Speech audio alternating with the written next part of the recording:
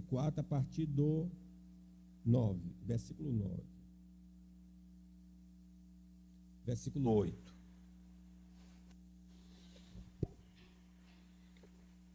No 18º ano do seu reinado, havendo já purificado a terra e a casa, enviou a Safã, filho de Azalias, a Maaseias, governador da cidade, e a Joá, filho de Joacás, cronista, para repararem a casa do Senhor seu Deus. Foram a Ilquias, sumo sacerdote, entregaram o dinheiro que se tinha trazido à casa de Deus e que os levitas, guardas da porta, tinham ajuntado, dinheiro provindo das mãos de Manassés, de Efraim e de todo o resto de Israel, como também de todo Judá e Benjamim e dos habitantes de Jerusalém. Eles o entregaram aos que dirigiam a obra e tinha a seu cargo a casa do Senhor, para que pagassem àqueles que faziam a obra, trabalhadores na casa do Senhor, para repararem e restaurarem a casa. Deram-na aos carpinteiros e aos edificadores, para comprarem pedras lavradas e madeiras para junturas e para servirem de vigas para as casas que os reis de Judá deixaram cair em ruína. Os homens procederam fielmente na obra, e os superintendentes deles eram Joate e Obadias, levitas, dos filhos de Merari, como também Zacarias e Mesulão, dos filhos dos coatitas, para superintenderem a obra. Todos os levitas, peritos em instrumentos músicos, eram superintendentes dos encarregadores e dirigiam a todos os que faziam a obra em qualquer sorte de trabalho. Outros levitas eram escrivães, oficiais e porteiros. Quando se tirava o dinheiro que se havia trazido à casa do Senhor, Ilquias, o sacerdote, achou o livro da lei do Senhor, dado por intermédio de Moisés. Então disse Ilquias ao escrivão Safã: achei o livro da lei na casa do Senhor. Ilquias entregou o livro a Safã. Então Safã levou o livro ao rei e lhe deu relatório, dizendo: tudo quanto se encomendou a teus servos, eles o fazem. Contaram o dinheiro que se achou na casa do Senhor e o entregaram nas mãos dos que dirigiam a obra e dos que a executavam. Relatou mais o escrivão ao rei, dizendo: o sacerdote Ilquias me entregou um livro. Safã leu nele diante do rei. Tendo o rei ouvido as palavras da lei, rasgou as suas vestes.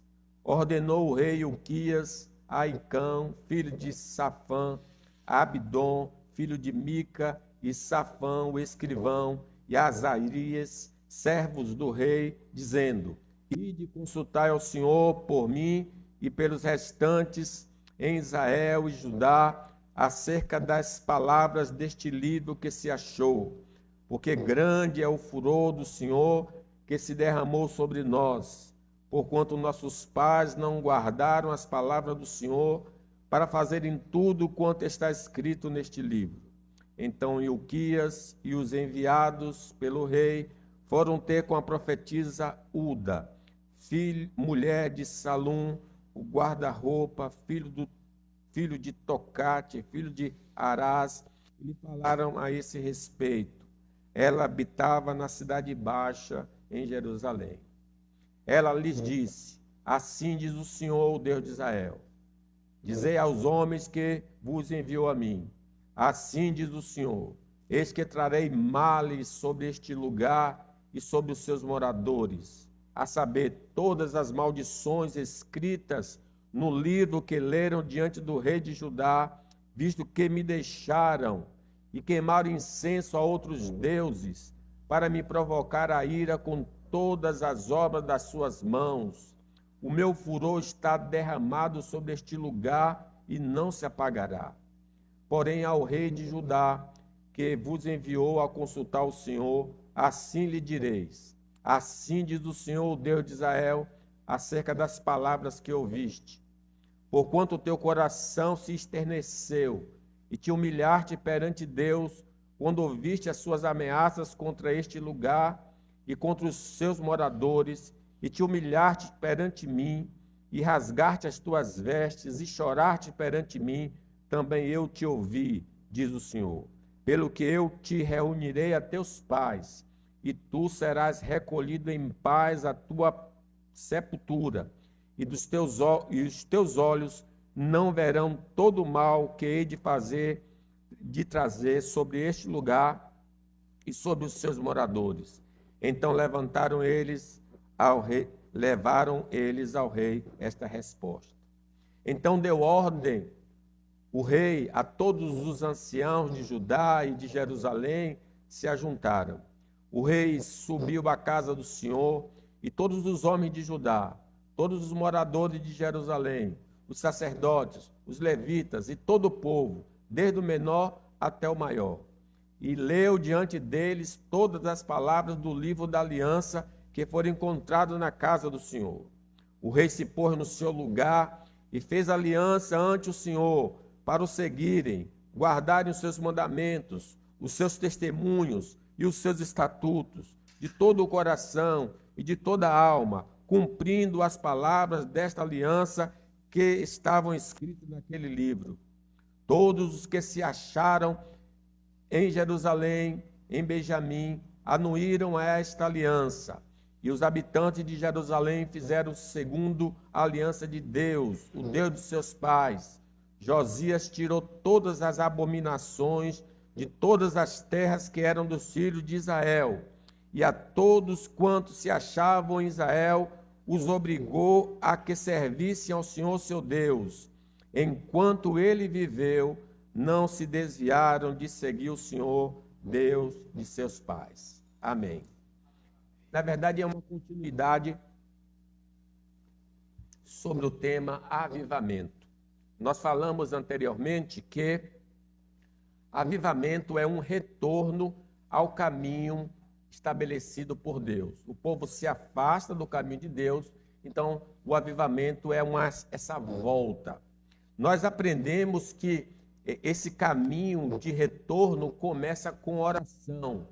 Com 16 anos, o rei orou a Deus durante 4 anos, pedindo a Deus graça. E nós aprendemos que é preciso buscar a presença do Senhor. Buscar-me-eis e me achareis quando me buscardes de todo vosso coração. Em seguida, o rei destruiu os ídolos, porque haviam vários ídolos, vários deuses na sua terra, e ele os quebrou. Está escrito: não terás outros deuses diante de mim. Quando nós estamos fracos na fé, é sinal que há deuses estranhos em nosso meio. Não estamos confiando no Senhor, estamos confiando em nós mesmos, ou então em algum objeto, em alguma mandinga, de algum feitiço, de alguma crença mundana. E o rei destruiu tudo aquilo que levava a outros deuses. Agora, em seguimento ao avivamento, nós vamos ver que o avivamento espiritual vai levar à restauração do templo do Senhor. Não só destruir os falsos deuses, mas também reconstruir a casa do Senhor. Leamos aí no versículo 8. No 10º ano do seu reinado, havendo já purificado a terra e a casa, enviou a Safã, filho de Azalias, Maazéias, governador da cidade, e a Joá, filho de Joacás, cronista, para repararem a casa do Senhor, seu Deus. O templo de Salomão era a representação de Deus entre o povo do Senhor. simbolizava a presença de Deus contínua entre o seu povo. Esse templo aponta para a encarnação de Cristo. O Verbo se fez carne e habitou entre nós. No Novo Testamento, os cristãos são chamados de templo de Deus, diz Paulo aos Coríntios. Não sabeis que sois santuário de Deus e que o Espírito de Deus habita em vós? Se alguém destruir o santuário de Deus, Deus o destruirá, porque o santuário de Deus, que sois vós, é sagrado. Então, cada um aqui é habitação do Espírito Santo. Ele reparou a casa do Senhor. Nós devemos reparar a nossa vida. Como é que os homens estão nos vendo? Como os santos estão nos vendo? Como Deus está nos vendo? Como nós estamos nos vendo? Nós passamos pela rua e admiramos uma casa e diz: que casa linda! Será que os homens estão dizendo assim de nós moralmente? Que pessoa boa, que pessoa generosa, que pessoa santa, que pessoa justa? Ou nós passamos e olhamos uma casa, puxa, que casa feia, está precisando de uma reforma. Será que é assim que Deus está nos vendo, uma casa feia? Será que é assim que os crentes à nossa volta dizem, que casa feia? Será que os homens estão dizendo assim, que casa feia? Será que nós mesmos, ao nos vermos, poxa, minha casa é feia? Então é isso que começou o avivamento, uma restauração da casa do Senhor. Partindo então deste princípio, quando o avivamento está em curso, mudanças internas no coração e externas fora de nós acontecerão em nossa vida devido ao despertamento espiritual. No 18º ano do seu reinado, havendo já purificado a terra e a casa, o governador da cidade, Joás, filho de Acás, cronista, para repararem a casa do Senhor, seu Deus. Por relaxamento, muitas vezes, o abandono da vida devocional, a oração, a leitura, a meditação na palavra de Deus, a adoração particular, pecados do coração, pecados externos, começam a grudar em nossa vida e a casa do Senhor, que somos nós, passa a ficar com defeitos aos olhos de Deus e aos olhos dos homens. Santificai-vos, diz o Senhor a Josué falando, que amanhã o Senhor fará maravilhas. Não há santificação, não pode haver maravilhas. Romanos diz assim, tu, pois, se referindo aos judeus, que ensinas a outrem, não te ensinas a ti mesmo? Tu que pregas não se deve furtar, furtas? Dizes que não se deve cometer adultério e o cometes? Abomina os ídolos e lhes rouba os templos? Tu que te glorias na lei, desonra a Deus pela transgressão da lei? Pois como está escrito, o nome de Deus é blasfemado entre os gentios por vossa causa. Comportamento que não condiz com a fé evangélica. Mas, acima de tudo, aos olhos do Senhor, ele fica triste. Não só os homens ridicularizam o evangelho, mas isso entristece o coração de Deus. Muito decepcionado conosco pelo estilo de vida que levamos, certamente ele está irado e vai nos disciplinar. Isaías falando acerca do povo do Senhor. Ai desta nação pecaminosa, povo carregado de iniquidade, raça de malignos, filhos corruptores, abandonaram o Senhor, blasfemaram do Santo de Israel, voltaram para trás, porque há vez de ainda ser feridos, visto que continuais em rebeldia. toda a cabeça está doente e todo o coração enfermo.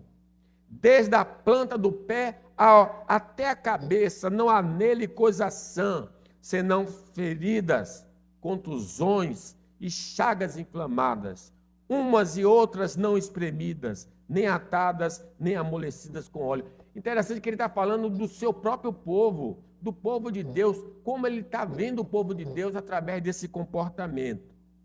Então a restauração começa no nosso coração, começa dentro da casa, não fora. Não como no Natal, que o pessoal pinta a casa, fica toda bonitinha, mas por dentro ela continua feia. É preciso começar no nosso coração. Nossas motivações, nossos pensamentos, nossos sentimentos, nossas vontades. O Salmo 66 diz assim: se eu no coração contemplar a vaidade, o Senhor não me ouvirá. Porque Deus vê o coração. O pecado externo, o que eu faço, o que eu falo, nos faz ser reprovados pelos homens. Mas o pecado de coração, Deus que vê, odeia. Ele vê o nosso coração. Mateus 5 diz: eu, porém, vos digo que todo aquele que sem motivo se irá contra seu irmão, então é uma coisa interna, estará sujeito a julgamento. Então veja que o julgamento cabe a uma pessoa que tem um sentimento de rancor. A nos sentirmos, por exemplo, superiores aos demais, é uma coisa do coração, tem nos levado a desprezar o próximo. Isto não condiz com o discípulo de Cristo. E é preciso remover a soberba do nosso coração, da nossa vida. Tiago falando sobre a soberba. Antes ele dá maior graça, pelo que diz: Deus resiste aos soberbos, mas dá graça aos humildes. Humilhai-vos na presença do Senhor e ele vos exaltará. O sentimento de cobiça e ganância por bens materiais e dinheiro, acompanhado pela ausência de generosidade para com o próximo, polui a casa de Deus que somos nós. Isto precisa ser tirado do nosso interior. Ninguém pode servir a dois senhores, porque há de aborrecer-se de um e amar o outro, ou se devotará a um e desprezará o outro. Não podeis servir a Deus e as riquezas, a mamon. Desejos pecaminosos sexuais são mais uma teia de aranha que tem de ser tirado do nosso coração como templo do Espírito Santo, para que o fruto dele se manifeste em nossa vida. Diz o Senhor Jesus Cristo: qualquer que olhar para uma mulher com intenção impura no coração, já adulterou com ela. Sentimentos intensos de raiva, de ódio, de rancor, têm abalado nossa comunhão com Deus. E precisamos urgentemente tirar essa sujeira da nossa vida para não sermos levados a cometer violência e vingança. Paulo, escrevendo aos Efésios, diz: longe de vós toda amargura, cólera, ira, gritaria e blasfêmia, bem assim toda a malícia. O sentimento de tristeza e ressentimento pelo sucesso do próximo é outra mancha que precisa ser tirada do nosso interior.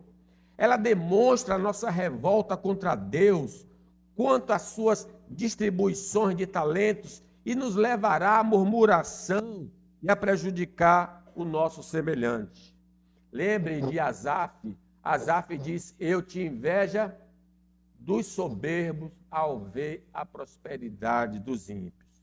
Chega ele a afirmar: quanto a mim, porém, quase me resvalaram os pés. Pouco faltou para que eu desviasse os meus passos, pois eu invejava os arrogantes ao ver a prosperidade dos perversos. Com efeito, ele afirma, inutilmente conservei puro o coração e lavei as mãos na inocência, pois de contínuo sou afligido e cada manhã castigado. Vejam que é possível um crente ser invejoso pelo sucesso alheio. A indisposição ao trabalho e ao serviço sagrado que existe em nosso interior tem nos levado a padecer necessidades materiais e não há em nós crescimento espiritual. Então precisamos tirar essa coisa de dentro de nós. Provérbios nos adverte.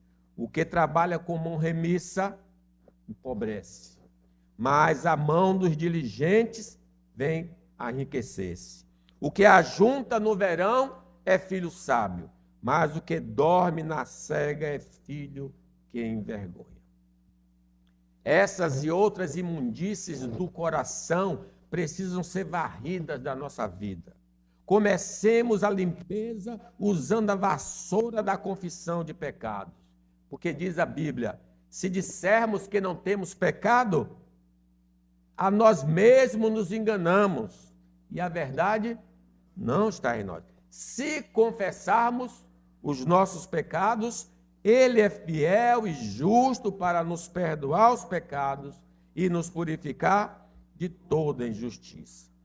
Não pode ser uma confissão como a de Adão. Adão, quando Deus perguntou a Adão, você comeu do fruto? Ele disse, a mulher que o Senhor me deu. Quando o Senhor perguntou à mulher, a mulher disse, serpente me enganou. Então não foi confissão, foi uma justificação do erro. Nós devemos fazer como Davi fez. É verdade, ele demorou para fazer essa confissão. 1 ano depois, mais de 1 ano. Mas ele, quando se arrependeu, disse, compadece-te de mim, ó Deus, segundo a tua bondade e segundo a multidão das tuas misericórdias. Apaga as minhas transgressões, lava-me completamente da minha iniquidade e purifica-me do meu pecado, pois eu conheço as minhas transgressões, o meu pecado está sempre diante de mim. Pequei contra ti somente, e fiz o que é mal perante os teus olhos, de maneira que serás tido por justo no teu falar e puro no teu julgar. A confissão, irmãos, precisa ser seguida do abandono do pecado. Não basta só confessar, porque Provérbio diz, o que encobre as suas transgressões jamais prosperará, mas o que as confessa e deixa alcançará a misericórdia. Seguindo este abandono do pecado, necessitaremos destruir todas as fontes que nutrem o pecado em nossa vida. Paulo escrevendo aos Colossenses, fazei, pois morrer a vossa natureza terrena. Corta toda a fonte que está alimentando o pecado na sua vida. E em sequência, vamos nos alimentar do novo homem. Continua Paulo, portanto, se fostes ressuscitados juntamente com Cristo, buscai as coisas lá do alto, onde Cristo vive assentado à direita de Deus. Pensai nas coisas lá do alto, não nas que são aqui da terra, porque morrestes e a vossa vida está oculta juntamente com Cristo em Deus. Não podemos, irmãos, esquecer de restaurar o nosso comportamento e palavras que revelam a disposição do nosso coração e autenticam o nosso testemunho diante dos homens. Não basta só a limpeza de coração. A bem-aventurança diz, bem-aventurados os limpos de coração, porque verão, mas eu limpo o coração, mas eu preciso limpar também o exterior. Eu preciso consertar o que eu ando fazendo, o que eu ando falando. Mateus diz assim, toda árvore boa produz bons frutos, se é o coração limpo. Porém, a árvore má produz frutos maus. Não pode a árvore boa produzir frutos maus, nem a árvore má produzir frutos bons. Toda árvore que não produz bom fruto é cortada e lançada ao fogo. Assim, pois, pelos seus frutos os conhecereis. Será, irmãos, então, um trabalho penoso, árduo, remover pecados do nosso viver diário. Não é uma coisa fácil, não. Mas não estaremos sós nesse empreendimento. Contaremos com a ajuda divina dos santos nessa reforma espiritual. Diz o texto sagrado 9: foram a Ilquias, sumo sacerdote, entregaram dinheiro que se tinha trazido à casa de Deus e que os levitas, guardas da porta, tinham ajuntado. Dinheiro provindo das mãos de Manassés, de Efraim e de todo o resto de Israel, como também de todo Judá e Benjamim e dos habitantes de Jerusalém. Eles o entregaram aos que dirigiam a obra e tinham ao seu cargo a casa do Senhor, para que pagassem aqueles que faziam a obra, trabalhadores na casa de Deus. Há todo um conjunto de trabalhadores envolvidos na restauração, para restaurarem, para repararem e restaurarem a casa. Irmãos, temos nos céus a intercessão de Cristo, na terra o auxílio do Espírito Santo e a graça do Pai Celestial para alcançarmos a pureza. Jesus intercedendo por nós, o Espírito nos ajudando e intercedendo por nós, e o próprio Pai agindo, nós vamos reparar a nossa casa. Amém? Além disto, todos os santos, ainda que não nos conheçamos pessoalmente, têm orado por nós para o nosso crescimento em graça. Sim, crente do outro lado do mundo ora pelos crentes, pedindo a Deus avivamento espiritual. Aviva, Senhor, a tua obra. Mas temos, irmãos, que pagar um preço, cooperando com a Trindade, orando, meditando e obedecendo a cada ordenança encontrada na palavra de Deus. Versículo 11 diz aí: deram-no aos carpinteiros e aos edificadores para comprarem pedras lavradas e madeiras para as junturas e para servirem de vigas para as casas que os reis de Judá deixaram cair em ruínas. Os homens procederam fielmente na obra, e os superintendentes deles eram Jaade, Obadias, levitas, dos filhos de Merari, como também Zacarias, Mesulão, dos filhos dos coatitas, para superintenderem a obra. Todos os levitas, peritos, instrumentos músicos eram superintendentes dos carregadores e dirigiam a todos os que faziam a obra. Em qualquer sorte de trabalho, outros levitas eram escrivães, oficiais e porteiros. Não podemos esquecer que sem santificação não existe evidência de que somos salvos. Seguir a paz com todos e a santificação, sem a qual ninguém verá o Senhor. E, consequentemente, não podemos entrar no reino dos céus. Então, busquemos urgentemente a pureza interior e exterior para termos acesso ao paraíso celestial.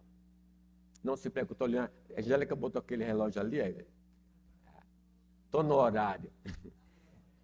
Outra afirmativa. O avivamento espiritual nos despertará para as Escrituras Sagradas. Vamos ler o 15? Então, achei o livro da lei na casa do Senhor. E Ilquias entregou o livro a Safã. Então Safã levou o livro ao rei e lhe deu o relatório, dizendo: tudo quanto se encomendou a teus servos, eles o fazem. Contaram o dinheiro que se achou na casa do Senhor e entregaram nas mãos dos que dirigiam a obra e dos que a executavam. Relatou mais o escrivão ao rei, dizendo: o sacerdote Ilquias me entregou um livro. Safã leu nele diante do rei. Sempre que estamos fracos espiritualmente, estamos afastados da meditação da palavra ou estamos lendo de maneira displicente? Toda queda é essa evidência. Já estamos esquecendo do livro. Era dever do rei ter uma cópia da lei. Assim diz a palavra do Senhor. Também, quando se assentar no trono do seu reino, escreverá para si um translado desta lei no livro, do que está diante dos levitas sacerdotes, e o terá consigo, e nele terá todos os dias da sua vida, para que aprenda a temer o Senhor seu Deus, a fim de guardar todas as palavras desta lei e estes estatutos para os cumprir. Isso fará para que seu coração não se eleve sobre os seus irmãos e não se aparte do mandamento, nem para a direita, nem para a esquerda, de sorte que prolongue os dias do seu reino, ele e seus filhos no meio de Israel. Então, quem tinha a Bíblia? O rei e os levitas. Então, deduzimos que o livro da lei estava desaparecido em todo o reinado de Manassés, porque Manassés foi um grande pecador, se arrepende no fim. Ele reinou 55 anos sem o livro. 2 anos reinou Amon sem o livro. Então, eu deduzo só por esses, que 57 anos ninguém tinha o livro da lei. Nem os sacerdotes, nem os levitas. Vejam, nem os sacerdotes, nem os levitas meditavam, porque o versículo 14 diz: quando se tirava o dinheiro que se havia trazido à casa do Senhor, Ilquias, olha, repare, o sacerdote achou o livro da lei. Nem os sacerdotes seguiam mais a lei. Quer dizer, algum conhecimento teórico que eles tinham, mas não a lei. O livro da lei, dado por intermédio de Moisés. Então disse Ilquias ao escrivão Safã: achei o livro da lei na casa do Senhor. Estava lá, empoeirado. Só traz a Bíblia para vir para a igreja. Ele nunca é usado. Por isso, o avivamento está ligado ao livro de Deus. Frieza espiritual está ligada ao afastamento da palavra de Deus, mas o fervor espiritual através da meditação na palavra do Senhor. Lucas fala a experiência dos discípulos de Emaús, quando Jesus desaparece diante dele, eles dizem assim: e disseram um ao outro: porventura não nos ardia o coração quando ele pelo caminho nos falava, quando nos expunha as Escrituras? Jesus falando das Escrituras e o coração aquecendo. O coração aquece quando nós estamos falando da Escritura. A palavra de Deus, irmãos, é vital para a nossa vida. Jesus diz: não só de pão viverá o homem, mas de toda palavra que procede da boca de Deus. Sem a palavra de Deus, seremos fracos no conhecimento doutrinário e moral. Não iremos desenvolver e amadurecer no conhecimento de Deus e de Cristo. Pedro nos adverte: desejai ardentemente, como crianças recém-nascidas, o genuíno leite espiritual, para que por ele vos seja dado o crescimento para a salvação. Mas para que experimentemos o crescimento em graça, necessitamos meditar nas Escrituras. Então disse Ilquias, 15, ao escrivão Safã: achei o livro da lei na casa do Senhor. Ilquias entregou o livro a Safã.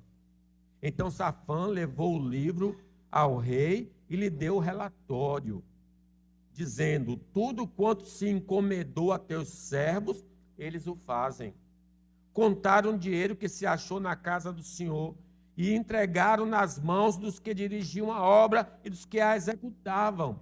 Relatou mais o escrivão ao rei, dizendo: o sacerdote Ilquias me entregou um livro. Safã leu nele diante do rei.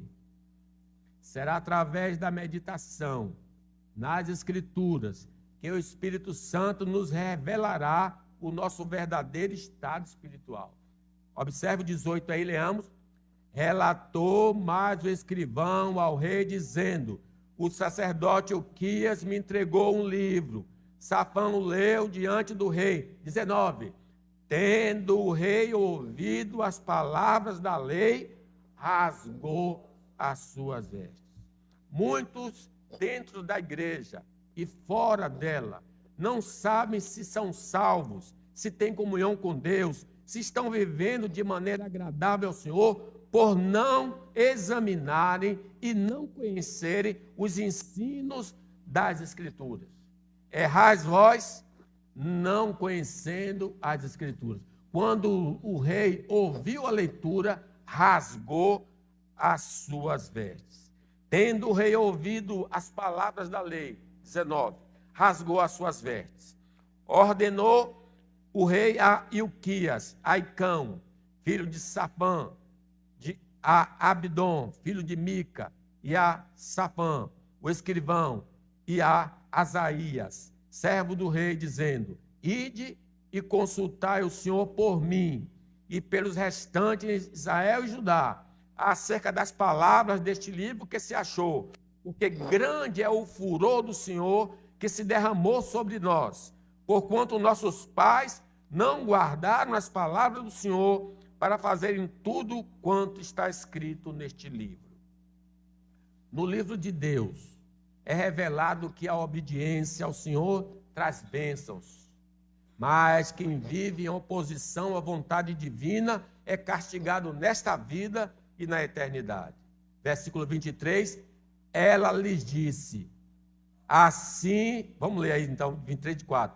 Assim diz o Senhor, o Deus de Israel, dizei ao homem que vos enviou a mim, assim diz o Senhor, eis que trarei males sobre este lugar e sobre os seus moradores, a saber, todas as maldições escritas no livro que leram diante do rei de Judá, visto que me deixaram e queimaram incenso a outros deuses, para me provocarem a ira com todas as obras das suas mãos.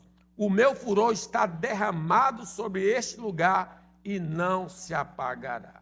Não podemos, irmãos, confiar em nossos instintos ou sentimentos quanto à nossa relação com Deus e a nossa vida cristã, mas nas palavras do Senhor.